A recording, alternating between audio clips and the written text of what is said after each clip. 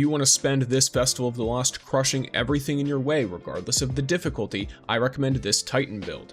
First, we're going to be building into Synthoceps. Whenever you're surrounded by enemies, you get increased melee and super damage. This is going to be incredibly useful combined with the buffs for Titan Behemoth, which is for Howl of the Storm. While sliding, you can activate your charged melee and you launch a wave of stasis energy that freezes enemy combatants. This also does hit and count as melee damage, and it has an additional charge on it.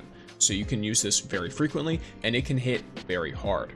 I recommend combining this with Tectonic Harvest, as well as Whispers of Hunger, Fissures, Rime, and Conduction. For this reason, I recommend Glacier Grenade, Rally Barricade, and I personally run Catapult Lift, but you can really pick whatever you want. For your armor stats, I'm going to recommend going as high as you can into melee, ideally hitting 200, and then immediately dumping as much as you can into your super. For your armor mods, I recommend running super and melee fonts. That way you can help keep up your melee and super, and stacks on stacks to keep up the armor charge for our fonts.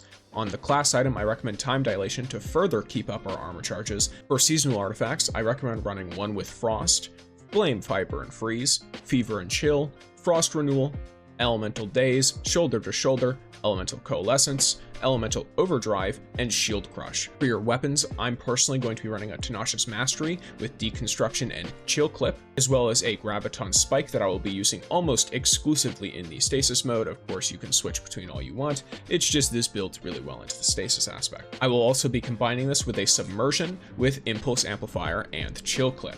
I'm putting out a full long version of this with more explanation as well as more into the gameplay loop on my YouTube later, so check that out if you're interested. Thanks for watching and have a great day.